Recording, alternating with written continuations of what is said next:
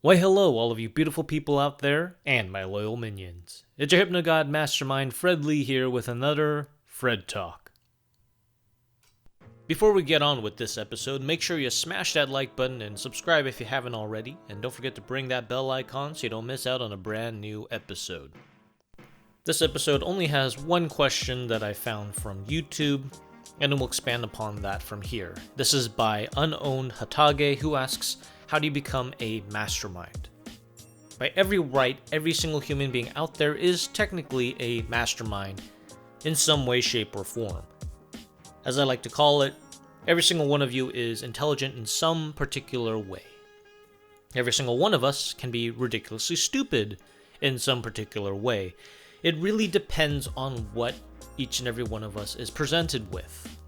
And you'll find that you are a mastermind at something if you find that you are confident and everything around you feels natural and all the ideas and things, you just have a certain flow when you're in that environment.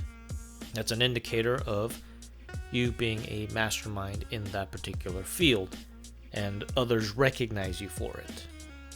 Now here comes the thing about being a mastermind that modern society, especially in the United States, as well as the current social media sphere, and that is the stunting of recognition for masterminds on this planet, myself included.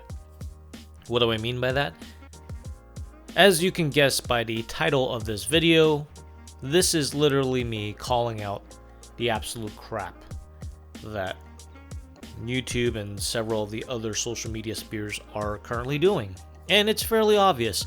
We've got the warning signs way back when whole Mia Khalifa spoke out on Instagram and how they use the whole shadow banning sphere, and even other YouTubers now at the time of this recording, and may continue to express their concerns and distaste towards YouTube's favoritism. Now, this channel especially was a victim of such a favoritism way back before the whole pandemic hit. My YouTube channel was on the upwards trajectory. It was initially it started at a couple hundred, then 500, then 1,000, and then eventually it hit the 10,000s, and then at the 20K.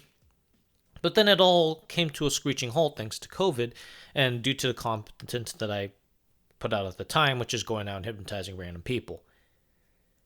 And because of COVID, I had to endure a lot of different things and try to work a lot of things. I have to do a lot of gymnastics in terms of my finances, as well as managing my business specifically.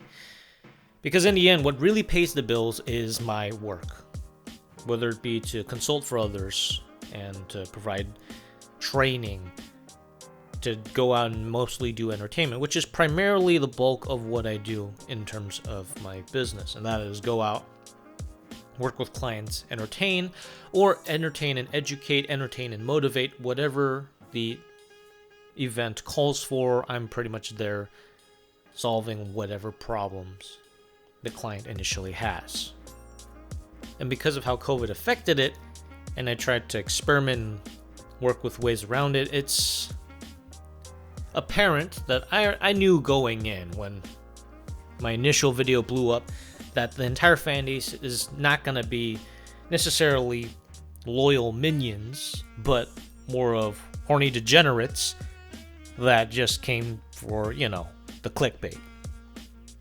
It's the nature of the beast. That's just how virality works. And a little tip for those that want to understand the whole concept of virality is, as long as there's an emotional element to it, a very strong emotional element, people will latch on and spread the word.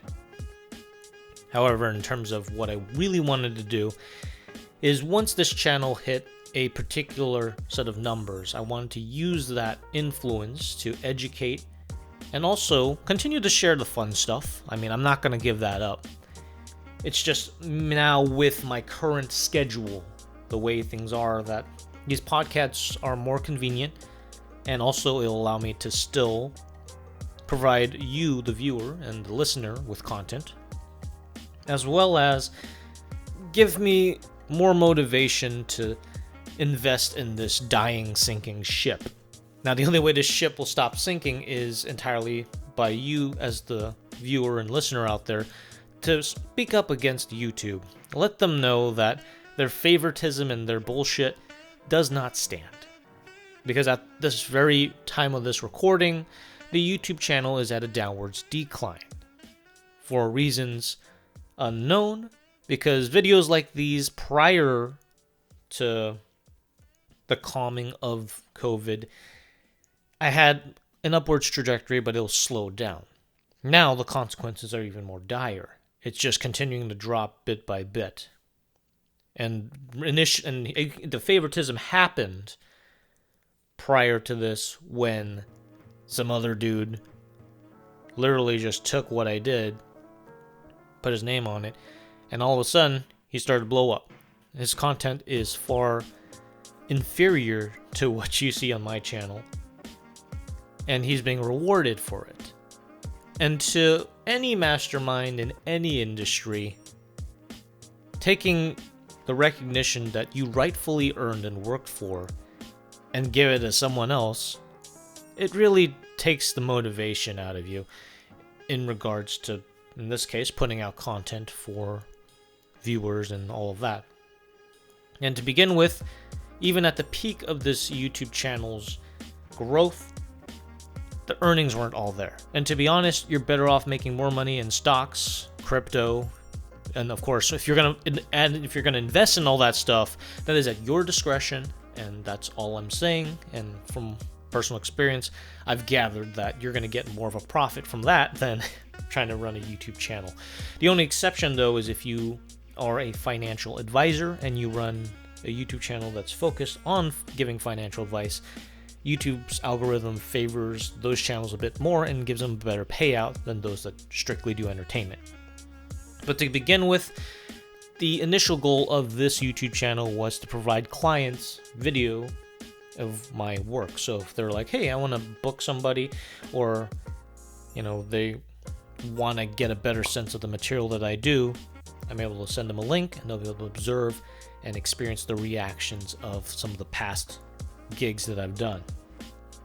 Now I decided might as well give a little more than that. Give the fans something to enjoy as well. Kind of a little behind the scenes type of thing. And it all started off with my impromptu performances, which from time to time throughout my life, if I feel like doing something, I'll do something. And to capture that on video is just precious, and I wanted to share that experience with others, and that's how this channel really blew up initially. And then from there, as you've noticed, things start to expand, and now we're here. So, to be a mastermind, as I alluded to before, there's much more to it, because being a mastermind, by dictionary textbook definition, just means that you're really smart and creative in a particular subject. However, if we're to look at it at a more grand, philosophical, more spiritual per se way, being a mastermind takes not just smarts, but tenacity, resilience, being calm and focused to continue to grow, to accomplish things, and not lose a sense of who you are and what you plan on becoming. Because everything adds up, and even if you are in a pretty good state as of now, it doesn't necessarily mean that it's the end-all be-all. Especially in an age where things continue to zip by and go fast, and fads die in a matter of seconds. Eventually, it will be nanoseconds. Perhaps even more faster. You get the idea. It's just continual growth is what really makes a mastermind truly great, alongside with some of the other characteristics that I've listed. Hopefully you found all of this informative, and I hope that you too can figure out, if you haven't already, what you are a mastermind of. And if there's something in particular that you want to refine or talk about, that's what the comment section is for. So go ahead and put some stuff in the comments, ask any additional questions. I'll be happy to address them because that's what this podcast is for. It's the more real-time dialogue between me and you. And also we can have a little heart-to-heart, and you can also have a little shout-out while you're on here. Again, I really appreciate all of you for liking these videos, sharing them with your friends, and if you haven't subscribed, becoming a subscriber by pressing that big old subscribe button, ringing that bell icon so you don't miss out on a brand new episode every Sunday at 11 a.m. I'm Fred Lee, and thank you for listening to my Fred Talk.